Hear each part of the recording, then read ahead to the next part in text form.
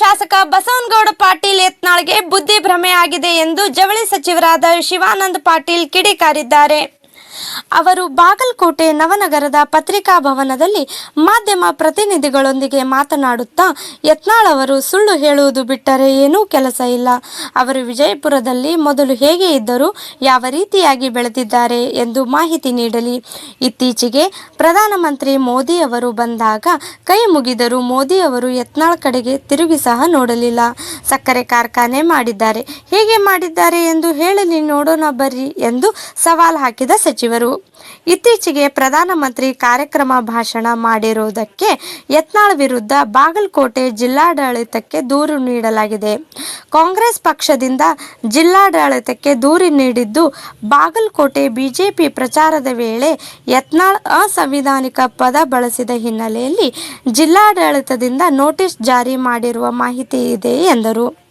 ಅಪ್ಪಗೆ ಹುಟ್ಟಿದ್ರೆ 2A ಮೀಸಲಾತಿ ತನ್ನಿ ಎಂದಿದ್ದ ಯತ್ನಾಳರಿಗೆ ಸಚಿವರು ತಿರುಗೇಟು ನೀಡಿದ್ದು, ಯತ್ನಾಳ್ ಮೊದಲು ಯಾರಿಗೆ ಹುಟ್ಟಿದ್ದಾರೆ ಅನ್ನೋದನ್ನ ವಿಚಾರ ಮಾಡಲಿ.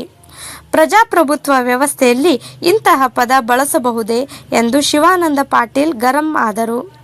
ನಾನು ಬಾಗಲಕೋಟೆ ಯಾವುದೇ ಕ್ಷೇತ್ರದ ಮೇಲೆ ಹಿಡಿತ ಸಾಧಿಸಲು ಬಂದಿಲ್ಲ, ಜನರ ಸೇವೆ ಮಾಡಲು ಬಂದಿದ್ದೇನೆ ಎಂದು ಯತ್ನಾಳ್ ಹೇಳಿಕೆಗೆ ಶಿವಾನಂದ ಪಾಟೀಲ್ ಟಾಂಗ್ ನೀಡಿದರು.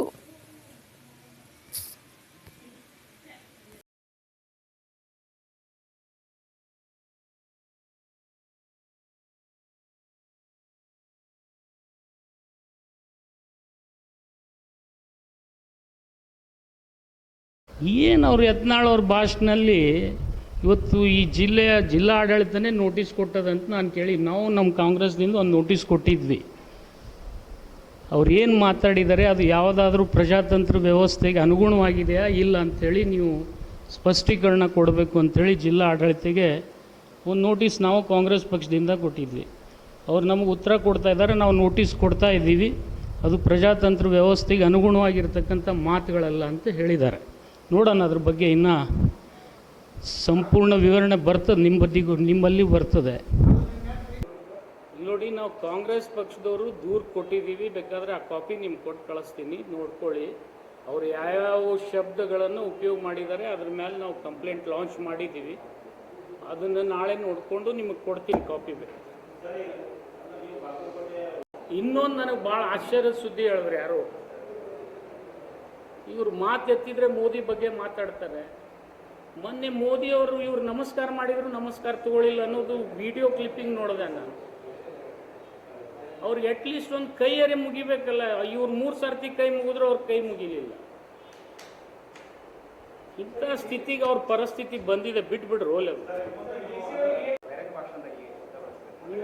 ನೀವು ಅದು ಪ್ರಜಾಪ್ರಭುತ್ವ ವ್ಯವಸ್ಥೆಯಲ್ಲಿ ಮಾತನಾಡ್ತಕ್ಕಂಥ ಮಾತದು. ಅವರಿಗೆ ಮೊದಲು ಅವ್ರು ಯಾರಿಗೆ ಹುಟ್ಟಿದಾರೆ ಅವ್ರು ವಿಚಾರ ಮಾಡಂತ ಹೇಳಿ ಬೇಡ.